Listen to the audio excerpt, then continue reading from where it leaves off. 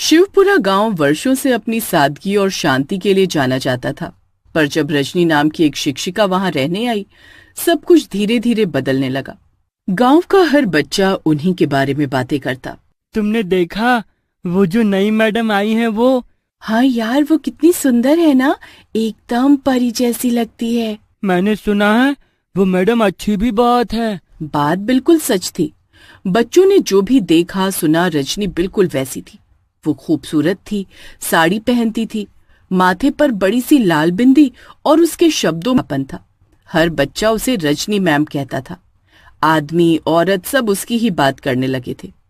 एक दिन बूढ़ी अम्मा अपनी बहू को डांटते हुए बोली, अरे मुई, तू भी कुछ सीख उस रजनी से।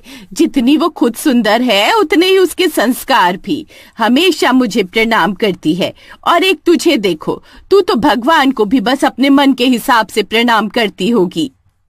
अम्मा की बहू रजनी की इतनी तारीफ सुन चिढ़ गई, लेकिन बात तो सही थी। वो गांव में मंदिर जाती, बूढ़ों को प्रणाम करती, महिलाओं से मीठे बोल बोलती।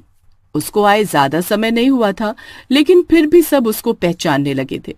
ऐसा लग रहा है मानो इस गांव में साक्षात देवी आ गई हो। तभी वहां रजनी आ जाती है। नमस्ते विजय भैया, कैसे आप? मैं ठीक हूँ मैडम, आप कैसी हैं और कहाँ जा रही हैं? वो भैया, मैं वो पुरानी हवेली किराए पर लेने की सोच रही हूँ। बच्चों को अब उसी में ट्यूशन दिया करूंगी। बहुत अच्छा विचार है। वो जगह भी बड़ी है और गांव से बाहर भी, बच्चे आराम से पढ़ पाएंगे। जी भैया। शहर से आई महिला इतनी सुलझी और संस्कारी, ये देखकर सब हैरान थे। रजनी मैम ने गांव के बाहरी हिस्से में एक पुरानी हवेली किराए पर ली थी। वहीं वो बच्चों को ट्यूशन देती थी। पर एक दिन अकेली गली में रजनी जा रही होती है। आसपास कोई नहीं है, यहीं पर मौका है अपने असली रूप में आने का। रजनी अपने असली रूप में आ जाती है, जो एक भयानक चुड़ैल का होता है। कितना अच्छा लग रहा है अपने रूप में आकर। कितना फालतू ड्रामा करना पड़ता है लोगों के सामने सबको नमस्ते करो। कोई नहीं जानता था कि रजनी की हंसी की परछाई में कैसा स्याह सन्नाटा छिपा है। जब कोई उसकी पीठ के पीछे खड़ा होता तो विचित्र होता। उसका शरीर हल्का हिलता, जैसे उसकी पीठ पर कुछ और भी सांस ले रहा हो, ऐसा महसूस होता। चलो अब घर चलती हूँ, वैसे एक्टिंग अच्छी कर लेती हूँ मैं। चुड़ैल खुश हो जाती है और हवेली किराए पर लेने के बाद ट्यूशन शुरू कर देती है। लेकिन पुरानी हवेली जहां ट्यूशन लगती थी, वहां दिन में चहल पहल होती, पर रात में अजीब आवाजें आती, जैसे कोई फर्श पर नाखून घसीट रहा हो। बच्चे कहते, मैम बहुत अच्छा पढ़ाती हैं, लेकिन उनकी पीठ पर कभी कभी लगता है कोई और है वहाँ, जैसे मैम किसी को उठाए चल रही हो। फिर भी बच्चे उसके पास पढ़ने जाते रहे, क्योंकि बच्चों को लगा ये कोई बीमारी है। मैम, आपकी पीठ पर कुछ है क्या? ऐसा लग रहा है जैसे वो हिल रहा हो। पढ़ने वाली हो, पढ़कर जाओ अपने घर। आई बात समझ में? बच्चों ने पहली बार रजनी को इतने गुस्से में देखा था। मीना का मुंह भी उदास हो गया। उसको समझ नहीं आया कि उसने ऐसा क्या गलत पूछा। एक बार एक बच्ची पिंकी ट्यूशन के बाद देर से घर लौटी। उसने अपनी माँ से कहा, जब मैं मैम की पीठ के पास गई तो उन्होंने अचानक चिल्ला दिया, पीछे मत आना, और उनका गला अचानक भारी और खुरदरा हो गया था। बेटा, ऐसे नहीं करते, क्या पता मैम को बहुत दर्द हो रहा हो, दर्द में ही उन्होंने ऐसा बोला हो। हाँ, हो सकता है, यही बात है, बाकी पता नहीं, वो ऐसा नहीं करती हैं।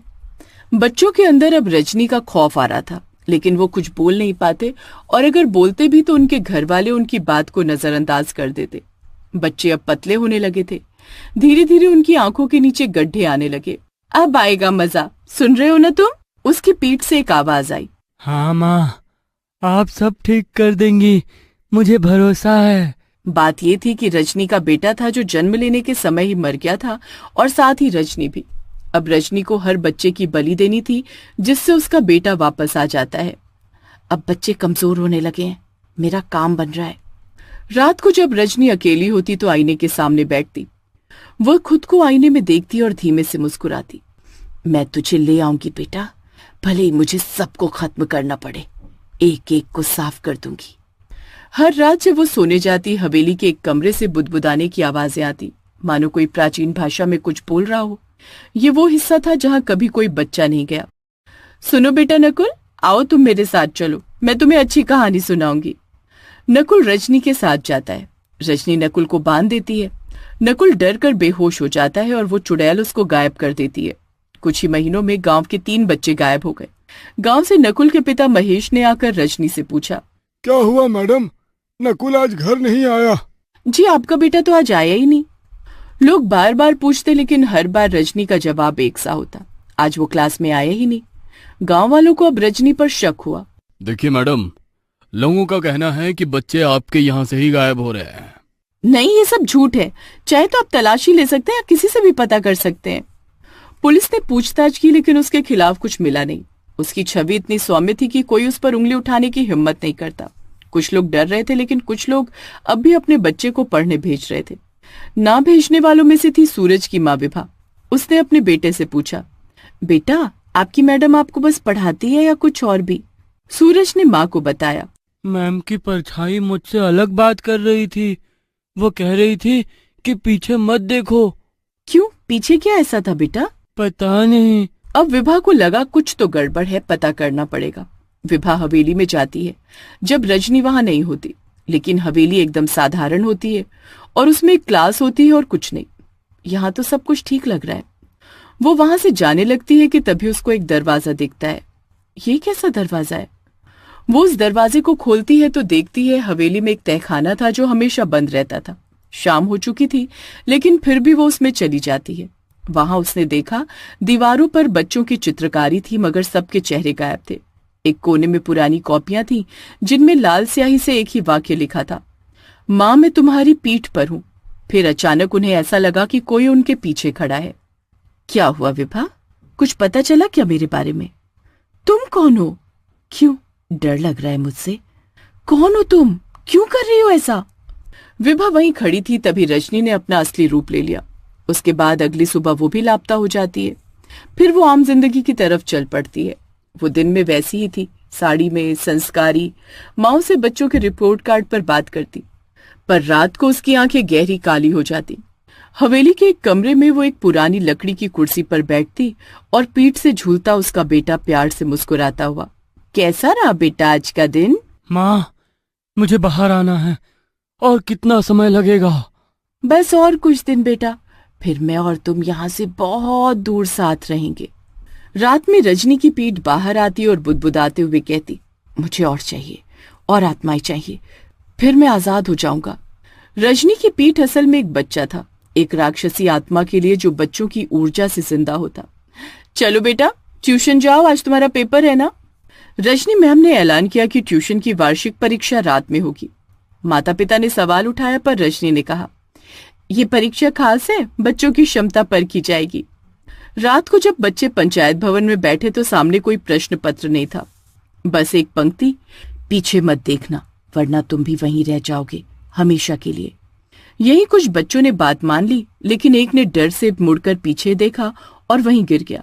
उसकी आंखें सफेद हो गईं और उसके मुंह से आवाज निकली, मैं अपनी माँ की पीठ पर हूँ, अब मुझे निकाल दो, मुझे माँ के साथ रहना है। अब रजनी की पीठ से वो बच्चा बाहर आता नजर आया। बस कुछ और दिन बेटा, फिर तुम पूरे निकल जाओगे। माँ, इन सब बच्चों को मार दो, तभी मैं आ पाऊंगा बाहर। एकदम से सब शांत हो जाता है, सारे बच्चे गायब हो जाते हैं और चुड़ैल की पीठ अब हल्की हो चुकी होती है।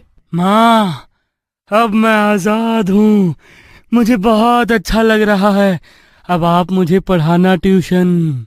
अब रजनी एक औरत बन जाती है हमेशा के लिए और अब हवेली बंद हो जाती है। पर रजनी हर सुबह वैसी ही दिखती है, साफ साड़ी, बिंदी, बच्चों से नम्र बात। लेकिन कोई अब अपने बच्चों को ट्यूशन नहीं भेजता। कभी कभी कोई कहता है रात को हवेली से बच्चों की गूंज आती है और कोई और कहता रजनी की परछाई उससे पहले चलती है। माँ, सब आपके बारे में कितनी बातें करते हैं, आपको बुरा नहीं लगता? आप तो सबको खत्म कर सकती हो, तो क्यों नहीं करती हो? क्योंकि अब तुम हो मेरी जिंदगी में, मुझे किसी को मारने की जरूरत नहीं है। अब जिसको जो बोलना है बोलने दो।